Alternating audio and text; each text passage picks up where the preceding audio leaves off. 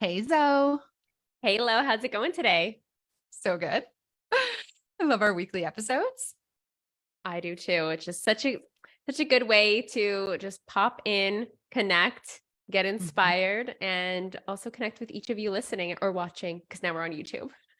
Yeah, and actually, we are also on TikTok and we have a new Instagram account. We decided to just have fresh energy with everything. And basically, what we're doing is we're really making the Lo and Zoe show the center of the Lo and Zoe verse, if you will. And so, if you're wanting little snippets of the Lo and Zoe show, then check us out on TikTok and on our new Instagram. I'll link all those things below and Zoe will link them on our YouTube for you. And yeah, they're just, I mean, little snippets of the Lo and Zoe show, which feels really, really fun. We're just growing this community because we love it so much. And so exciting new times with the Lo and Zoe show. I mean, it feels like, yeah, like a whole new era, a rebirth almost, just in terms of our intentionality with this podcast, all of it just coming back to, what we get to share with you guys here, because this is truly the space where we feel the most able to just be authentic and connect with you guys. And I mean, it just still, after all these years, means so much to me that I can share pieces of my life and have them be received by just the caliber of largely it's women that do receive the Lo and Zoe show and that listen episode after episode. So thank you guys. Yeah, and it's so beautiful to read your responses and comments about how something that we shared really shifted things for you. And I think like the more open that we can be and sharing what's on our heart to share, what we're presently navigating, we all see and hear and feel that we're not alone in whatever it is that we're moving through personally. And that's always been our intention, is just like sometimes it's not easy to be vulnerable and share from these places, but we do this to be of service. And we're always so happy and grateful to hear from you guys. I honestly feel like in my own healing journey, if you will, being able to share in spaces, especially the Lo and Zoe show, and have it be received has been such a gift for me. And I know for you as well, Zoe, because we've been provided with a community or, surrounded by a community that values us being vulnerable, us being super authentic and sharing the things that we're moving through and getting feedback from people about how much that's appreciated, I think is something that, a lot of people don't ever get to experience. So, as much as we aim to serve everyone that's listening and provide value, you guys have been equally a part of our journey as well. And in our last episode, we talked about our biggest quantum leaps, and we actually wanted to kind of like do something on sort of the other end of the spectrum and talk about some of the biggest things that we've overcome. And maybe this becomes like a series because there's lots of different kind of themes around, abandonment and worthiness and self-doubt and things that in and of themselves are entire topics. But today we thought we'd start with one that I think, everybody deals with on some level, and that is rejection. And I know for me, this has been like the biggest thing that I've had to do work around, and has shown up in almost every area of my life. And it's been a real journey in terms of what has helped me to not allow my fear of rejection to really run my life or to keep me from playing the game altogether. And I would love to know from you, Zoe, like, what is your relationship with rejection? Yeah, I mean, if I go to the root of it, the root of this lifetime on planet Earth, it definitely stems from my mother wound. So my relationship with my mother. And just for those of you who might not be familiar with more of my story or where I've like come from, basically my mother had postpartum depression. So upon birth, she like energetically, I guess, like, or lovingly disconnected from me. And that was definitely felt. So, and through my journeys in plant medicine, where I've done a lot of healing around my mother wound because she's not in my life, as in like I couldn't don't have the opportunity to have a conscious conversation with her, or like healing conversations with her. Plant medicine's really helped me in that journey. And what I've seen through and understood and healed through those opportunities and experiences is that it's been upon birth that I've had this sort of imprint of rejection or a fear of rejection. It wasn't something that was, let's say, one specific isolated incident for my mother. It started with my entry into planet Earth. And then there were times in my childhood where I was abused by my mother or had some unfavorable circumstances or situations in my life in which that just perpetuated or fed the wound or like imprinted it even deeper. So for me, from what I've come to understand through my healing journey, it started upon birth. How about yourself, Flo?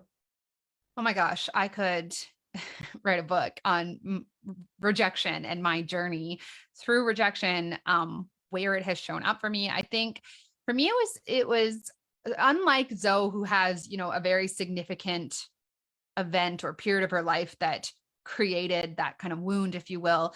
For me, it was more like a subtle unfolding of a, a different number of things that happened in my life. And a lot of them were in the areas of dating and relationships, or even just like having crushes as a little girl and being, not chosen or being quote unquote rejected. And as I got older, it really became a fear of mine. And it went alongside my just insecurities around my body. That was something I really dealt with a lot of when I was younger, and even still it follows me, but I have done a lot of work around it. But it was like from as a very young age, as long as I can remember, there was an importance in my mind on how I looked and a real desire to look a certain way. And it was like a fear that I wasn't pretty enough, right? I mean, this is like textbook stuff.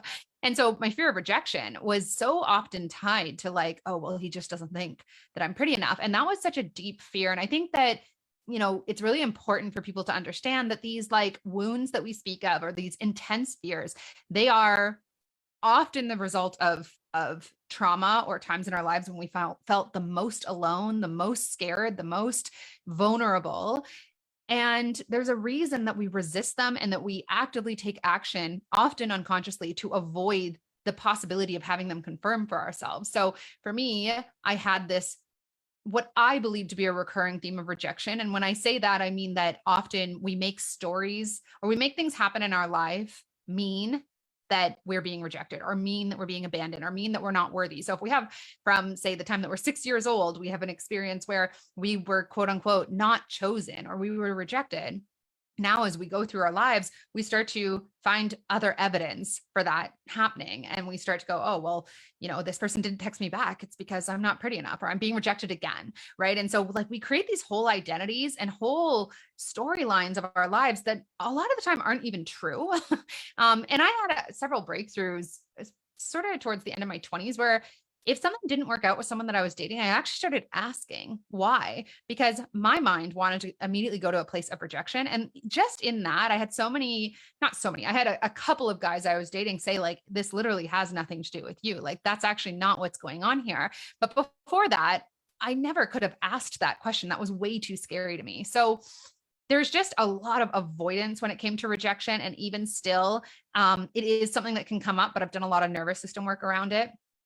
But if I felt like there was a possibility of rejection, I would just completely pull away from a situation altogether, regardless of like what area, but definitely dating was the biggest one.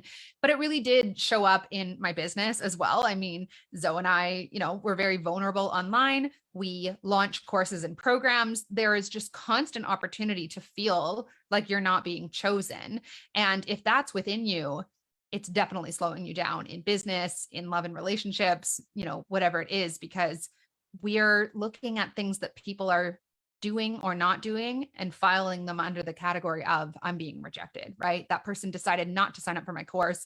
I must not be good enough. And even though that's literally not what's going on, they might have a million personal reasons as to why they're not signing up right now.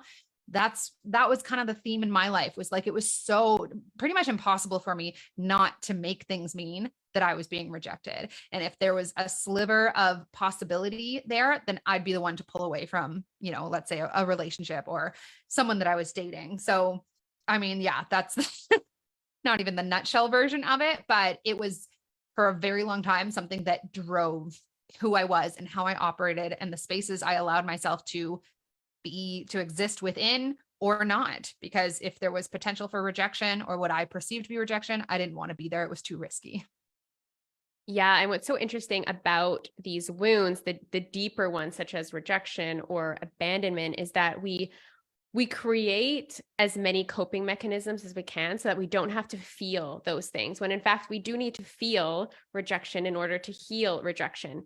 And Mhm. whatever is in the subconscious mind or stored in the body is the subconscious mind, like, will be reflected back to us. It will continue to manifest in our external realities because the world, the universe, God, the divine, however you want to call it, is manifesting these things in our three-dimensional reality so that we have an opportunity to heal them. But what often happens, and especially when we're caught in unawareness, or like I can think about the past when I was in unawareness or in a lower level of consciousness, I just didn't want to touch that. I didn't even want to go there. I didn't want to feel that. Right. I would get triggered by rejection. There was probably a point in time where I had no idea what rejection really was, or that that's what was actually happening. And in those moments where the emotions would come up, I would push them back down. And in Mm. that pushing back down, those things get stored up in the body. And over time, as we are storing emotions versus releasing emotions and keeping our coping mechanisms up, suppressing how we're truly feeling, that's how we start to dysregulate our nervous system and we experience things like anxiety and depression. And so it's quite interesting how most of us have lived our whole life, perhaps maybe up until this point, trying to create not feeling rejection or not feeling the sadness, the depth of those types of experiences. When in fact, if we just decide to open ourselves up a bit more to life and just feel what's there, that's our gateway into healing it. For me personally, I feel like I've, in the last 3 years of my life, really actually finally decided to heal rejection and what that looks like. And that has literally looked like me having events manifest in my external reality. For me, it's been like a largely just like romantic relationships is where this occurs for me, is having that those situations present themselves and then me actively deciding I'm going to just feel this through my entire body, however long it takes, and surrendering to that, opening myself up to that. And that's how I've received huge breakthroughs, shifts, quantum leaps, if you will, in my own like journey of rejection. But in doing that, you integrate deeper levels of confidence. What would you say about that, Lo? About confidence as a result of allowing yourself to feel? So what you're describing is such a powerful practice, and it's intuitively a difficult thing to do. When I say intuitively, I mean our instincts want to do the opposite, want to suppress, want to run away from. And for me, everything shifted when I understood why that was, which was the power of the nervous system. And as it relates to how we respond to our everyday lives. So essentially, a fear of rejection to your nervous system, to your body that's running on autopilot, it's running on instinct, is a possibility of what it believes to be death or a very serious, physical threat. That is, so it can't distinguish, your nervous system, which is keeping you alive all the time, can't distinguish between an emotional threat and a physical threat. So when you are facing something that maybe is often caused from trauma or experiences in the past that really felt like life threatening to you, you're coming up against something in your reality that feels like rejection, and your nervous system is like, we actually don't know that we'll survive this, so we need to run away from it. And so in doing what Zoe is speaking to in terms of really just actually being with it, what we're doing is showing our body and our nervous system physically that it will in fact survive rejection, because that's the reason. It's like it's a physical response to an emotional threat. And so for me, I really started to, it's not that I healed. I mean, I actually often stay away from that word personally, just because I never liked the idea that it insinuated that like something needed to be fixed before we could, move on from it. I don't feel that I healed my fear of rejection. I feel that I neutralized it to the point that when it comes up, it doesn't overtake my whole being for sometimes days or even weeks at a time, which it used to. Now it's like I might have a little bit of a response.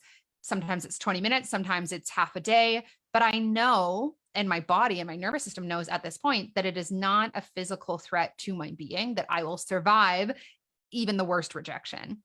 And so with that understanding came a decision to really start experiencing, like what Zoe said, rejection when it would come up in my life. And it really kept me out of meaningful relationships for a long time, or the kinds of relationships that I wanted, because if there was a possibility of rejection there, I just would pull away, or I just had all kinds of walls up. I didn't let anybody really see me. And when I met my now partner, I was really getting into this awareness. And what I did was not try and avoid rejection with him. I welcomed it fully. And I actually would go to that place in my body whenever I was in my head, especially the first few months while we were, just dating. I really went to like, well, if he ended it tomorrow, I'm going to show my body that I would physically survive that, because of course I would. Right. And I actually just repeatedly got to a place where rejection was safe, that it was okay. It was physically safe for my body, my nervous system, my mind to experience rejection. And now it didn't need to be something that I ran away from. It also helps, like, he's a partner who understands this about me, and he'll even say, like, I'm not rejecting you right now. That's not what's happening if we're getting into something.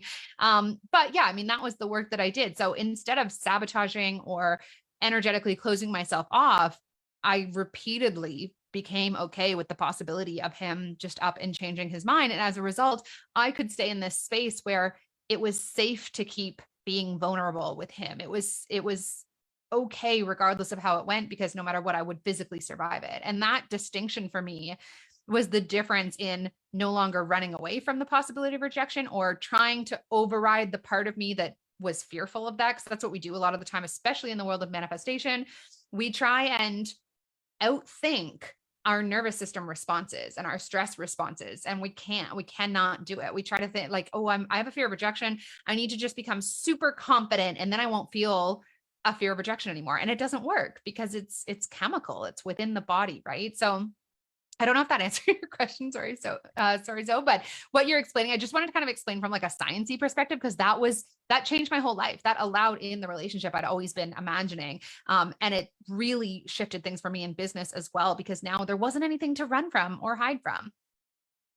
Yeah, yeah. So that's it. I had asked you about like the confidence that you start to embody, and what I Mm. believe that is what happens is that when you allow yourself to feel your emotions, when you allow yourself to regulate your nervous system, bring things into neutrality for yourself, it's exactly what you just explained. Like, for example, in your relationship, where you no longer run from these things, you actually have the confidence within yourself, within your being, to move towards the scary things, right? To put Mhm. yourself out there a little bit more, to be a bit more vulnerable. And it's like, I don't even know if like confidence is the right word, but I think this is the one that most people can relate to. But it's a bravery, it's a courage that Yeah. just is fully integrated when you allow yourself to do this deep work, to feel the scary things and see that you're alive on the other side, right? Feel the scary, overwhelming emotions that seem to take over your whole body, and you release them, and then you can move forward just feeling all the more liberated and Yeah. spacious and expansive.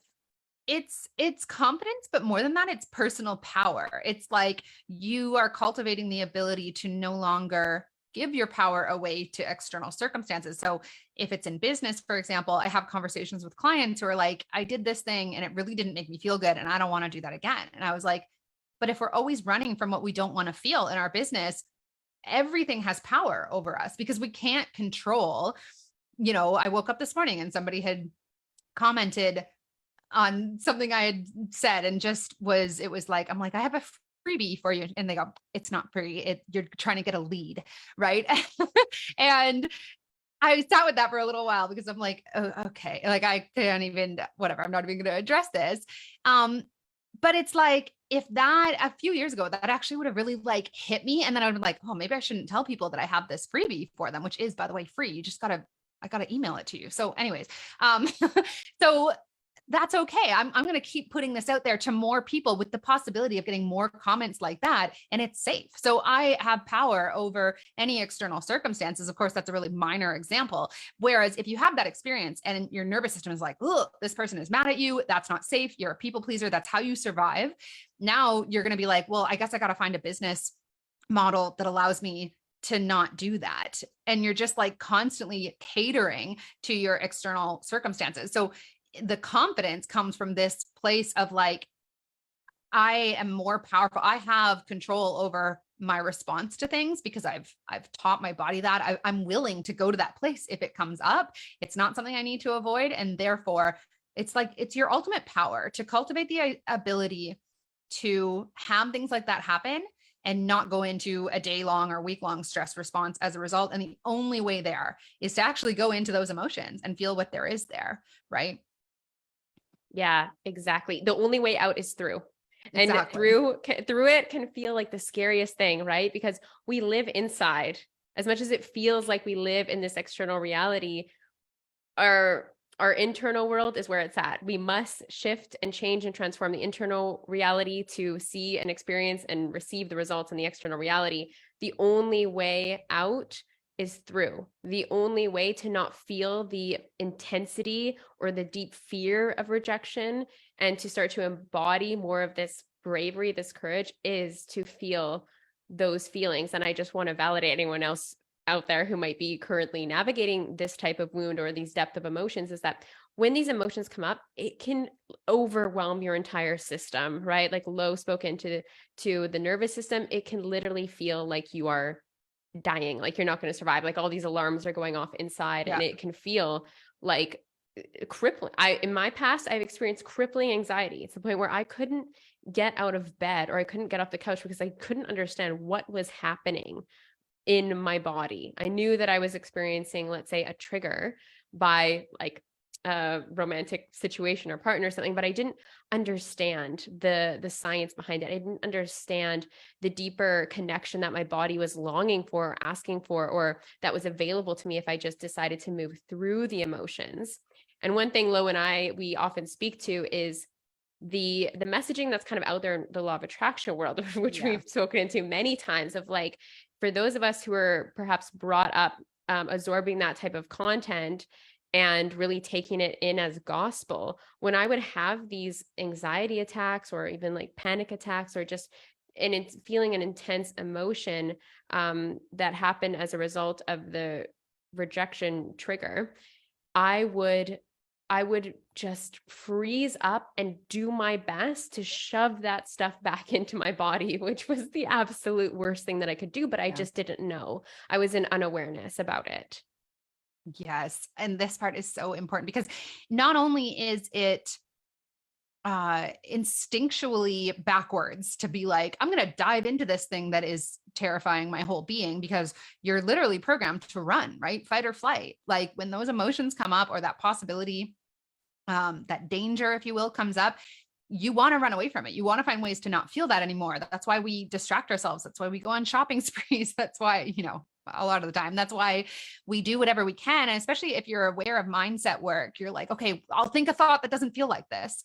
Right. And so it takes an extraordinary amount of awareness to, in that moment, say, instead of doing the thing that my whole being is trying to convince me to do right now, I'm going to actually dive into it. And so if you can even get to that point, then there's this whole other layer to it that Zoe is speaking to, which is that if you've been in the world of manifestation for a while and you've, read the books, listened to the podcasts, whatever, there's a whole set of beliefs that go with it that say it's not safe to feel those emotions because you'll create things that you don't want. And to that, what I always say is like, there's immense power in in intention. So if I'm experiencing an emotion of my desired future with the intention that feeling into it is creating it in the quantum field, is moving me towards it, then it will. If I'm feeling that emotion with the intention of releasing it from my body, allowing myself to feel it in order to heal it, that's going to be my experience. So we want to actually really start changing our story that we have around our emotions. And I have fallen into 2 different periods in my life that were extremely hard, that were largely caused by a fear of my own thoughts and my own emotions, because of the messaging that's out there in the manifestation world that said, if you feel anxious, you're going to attract to you bad things. And it's taken a lot to undo that. It still sometimes pops up for me, but it's really taken a lot to change that narrative to like, feeling it is good, feeling it with the intention of honoring that part of myself. Because here's the thing, we feel rejected. And then in deciding not to visit that part of us, we're rejecting ourselves further. We're like, oh, I'm in the version of Lo today that is feeling rejected. I don't like her. She creates bad things. I'm going to run. And you're just like, you're it has to catch up with you at one point or another. And for me, for quite a while, I was able to really manifest on top of all that going on until I got to a place where I was like, okay, universe, I'm ready for like quantum level manifesting. And it was like, all right, but we're going to make it impossible for you to continue ignoring or continue on with this, you know, path that you're on that is having you largely just be in avoidance of these things. And so with that, like, I wish I had had that awareness earlier. And that's why we speak to it so much, of like, the emotions are not, they're not dangerous. They are a gift. And the faster that we can decide to feel into them, and especially feel into the situations that brought them up in us, the faster we get to release those emotions, or just have them no longer have that intense power over us, and then create beyond that, really like blow past that glass ceiling. But it's crazy how many of us are out there trying to manifest from a place of avoidance, of like, I'll manifest the love of my life so that I never have to look at the fact that for the last 30 years, I have felt like I'm not good enough. And it's not going to work. You're going to, wherever you go, there you are. You're going to bring it into the relationship, even if you're able to manifest it. Yeah. And let's talk about avoidance for a minute, just to bring some more awareness to this, because for me personally, the way that I would avoid rejection, abandonment was, for me, like I said, this has very much been something that I've just seen clearly in my life in romantic relationships and partnerships. And I've been single for quite some time now.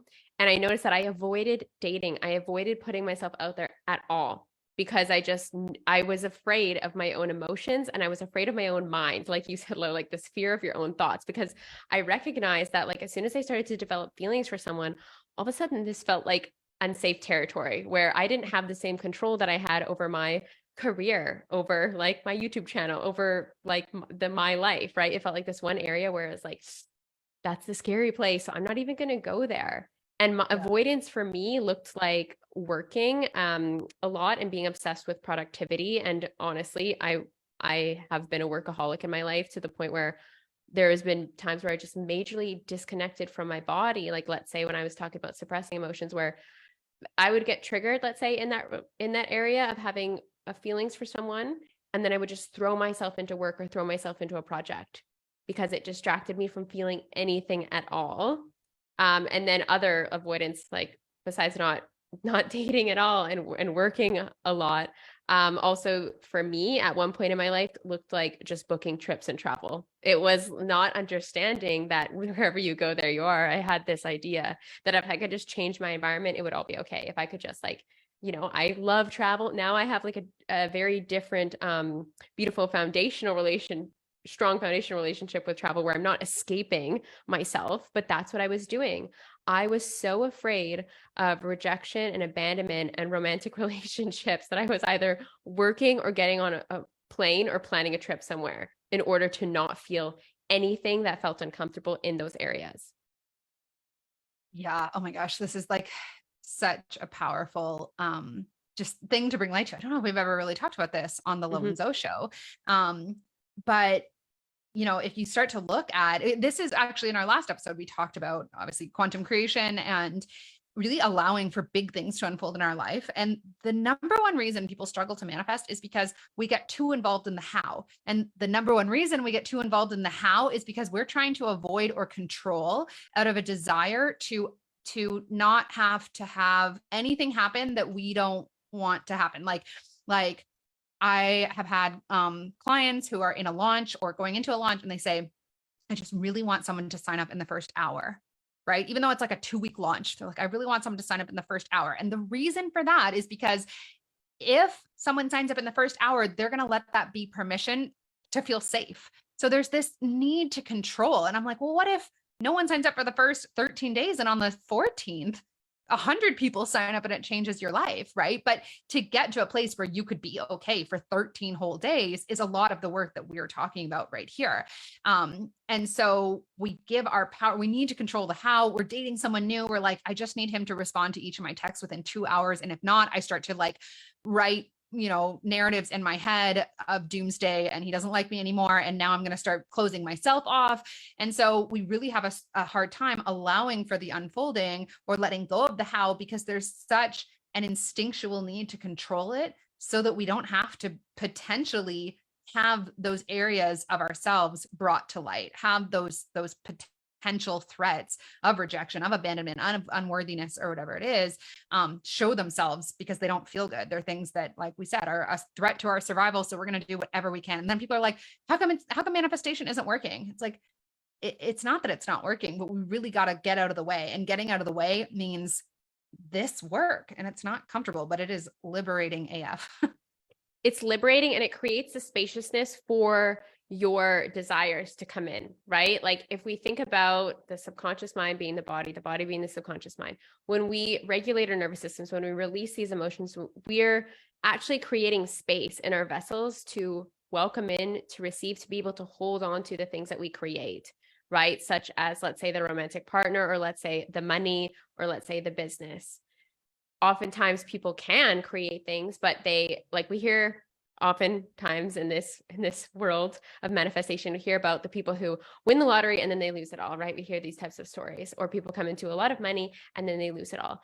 And a lot of that has to do with the fact that they have not regulated their systems to hold this, or they've not actually created the space to hold it. So what I like to think about in my own mind is that when I'm releasing really intense emotions, wow, Zoe, I love you so much. You're creating so much space. Like, I wonder what's going to come in on the other side of you just crying this out for a day or two, right? Or like you crying this out for 5 minutes or an hour, like whatever that looks like, right? Or whatever emotion. Sometimes anger needs to be released and things like that. But I always remind myself, I always come back to that awareness of, you're actually creating a lot of space for everything that you've been intending for. All of those intentions, big or small, you're welcoming them in each time that you fully allow yourself and give yourself the gift of freedom to feel. And then again, reminding myself that each time that I do create this space, I become the person who gets to have these things for my life, right? Like, it's not like I get to be like, if I'm speaking to Zoe herself right now, being a digital nomad, it's like I'm creating space to like continue to live this life, right? There was a point in time where I was sitting in a 9-to-5 job and I just would watch YouTube videos dreaming of like being outside of the office and traveling the world. Now I literally am that person who just does that, right? But I had to create space for that to become the new identity, for it to allow in all of those manifested intentions. And you know, right now, for example, I've got intentions set out for my divine masculine king, my life partner. And so whenever I feel deep emotions now, sometimes I remind myself, oh, you're actually creating space for that person to come in. And the more emotionally available you are and aware of yourself, the more emotionally available and aware is that person that you will attract, your counterpart. Yeah. And this work, I mean, I am quite obsessed with my relationship. My boyfriend and I talk about it all the time. And I sometimes recognize parts of myself that are getting triggered. We don't really argue. Like there's very little conflict, if any. Conflict is even too strong a word, to be honest. But I recognize when something comes up that I want to I want to make him wrong for, or like I see who I become in those triggers from past experiences. And I'm like, I am so glad that I have awareness of this. And it doesn't mean that it never comes up, but it's like, I take full responsibility when it does. And I'm just so glad that he doesn't see that version of me anymore, that used to have all kinds of walls up, that would be, just very defensive. I was very defensive. We take these triggers, especially into our relationships with other people, especially romantic relationships. We make them wrong for something that happened to us in the past, and we have no awareness of this. So I find human psychology so interesting. And one of my favorite shows is Love is Blind. And the reason is that the human psychology of it all is so interesting to me. People meet in these pods and they can't see each other. And they're so filled with love because there's nothing to defend. Their insecurities aren't coming up. They're not in their stories of rejection or whatever it is. And so all these couples inside of like 10 days get engaged and like totally fall in love. And then what happens is when they leave, all of these walls start going up, these triggers start coming in, they start making each other wrong. That part of themselves that isn't like, we are not our trauma, but our trauma can really run our lives and dictate who we are for other people if we don't have any awareness around it. And so it's just the best work that we could do for ourselves, especially if you're wanting to manifest, because here's the thing, you can manifest with these things going on. You can. I did it. I had a multiple six-figure business on top of a whole bunch of fear of rejection, but it was completely unsustainable because the reason I was able to create what I had, even though I hadn't done this deeper work to take responsibility for these things, to release this fear or, gain power over it, if you will, is because I had used external circumstances to temporarily fill in the Swiss cheese holes, if you will. Sometimes like the metaphor Zoe and I use, it's like, if we're just a piece of Swiss cheese and we've got all these holes and we're like, I would like a $10,000 month so that I can feel like I'm successful. And I would like this person to text me so that I can feel like I'm worthy. And I would like him to tell me that I'm beautiful so that I can feel like I'm loved, blah, blah, blah. And we might temporarily get some of those things and we feel really good, right? That was me in my business for a long time. I felt so confident, so whole and complete, so able to call in whatever I wanted. But it was shaky, to say the very least, because as soon as some of those things started to drop off for circumstances around the pandemic and just things I was going through, it all just crumbled. Like my ability to have the business work, for an example, was based on me manifesting external circumstances that filled in the holes I wasn't willing to fill in myself, right? And the same thing happens in relationships. We talk about the honeymoon phase, and the honeymoon phase in my mind is mostly the short period of time in the very beginning where the other person is filling in all of your holes and you're like, I feel so good around this person, I love them. But then 6 months goes on and it's no longer their full-time job to tell you how much they love you or that you're beautiful all the time, and now you're like, I don't feel as good around you. I don't feel as whole as you once made me feel. Like, what's happening here? We're no longer in the honeymoon phase. And my boyfriend and I talk all the time about how we don't like it's more of a honeymoon phase for me now than it was a year ago, like 1,000%, because there isn't that need to get those things from him because I did that work before we met. And so as a result, we both shower each other all the time, but same thing with business. So you can bypass some of this work, but only for so long. And whatever it is that you do manifest or build for yourself, it's probably not going to last. Yeah. So again, just going to plop that little reminder here. The only way out is through. Tend to your own needs, feel your own emotions. It's safe to do so, even though it's literally the scariest thing we can do on planet Earth, right? Because it is like fully facing our internal reality, our deepest fears within ourselves when we allow these emotions to pass up and out and through.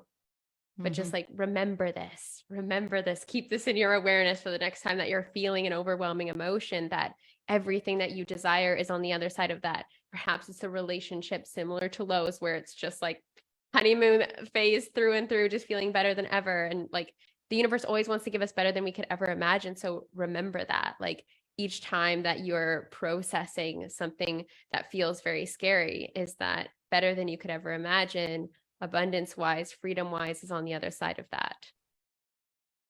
Mm-hmm. Yeah. So, anyways, I hope you guys liked this episode. Is there anything else you wanted to, throw in there, Zoe? No, just again, guys, it's safe to feel. You're welcome to feel. Don't be afraid. You can still manifest big things. Well, exactly. And we talk about that a little bit, by the way, in our masterclass, which we'll link down below for you guys, that you can be human and create quantum leaps. And we're living proof of that. We didn't really talk about quantum manifesting, but this is all, like we said in our last episode, it's all within context of when you are a quantum creator of your life.